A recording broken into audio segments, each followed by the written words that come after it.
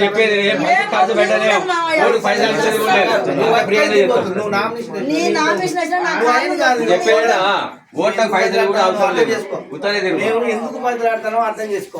నీ కొడుకు కొరకే నీ కొడుకు బదిలాడింది వేరు. నువ్వు తినకున్నా తిన్నా ఇప్పుడైతే నువ్వు చేతులు పట్టుకున్నావు ఎక్కువ మేము చేస్తాం కానీ నువ్వు అంటేనే ఇగో నువ్వు ఓకే ఆమె చెప్పాలి. ఇంతమంది ఆమె చెప్పాలి అంతే. తప్పుల విషయం మేము మనిషి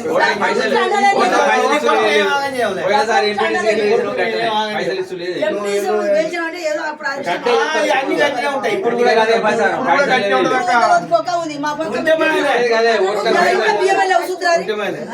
గదే ప్రచారం చేస్తాం మేము. అందరూ పైసలు గదే ప్రచారం చేస్తాం.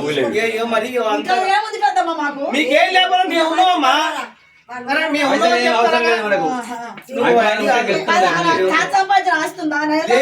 లేదు ఆయన మనిషే ఉన్నాడు, ఆయనే ఉన్నాడు అట్లా.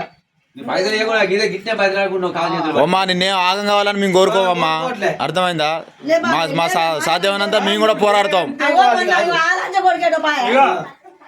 మంది నా మనం అందుకో ఇల్లు కాలు పట్టుకుని వేయించుకుంటాం. నీ కొడుకు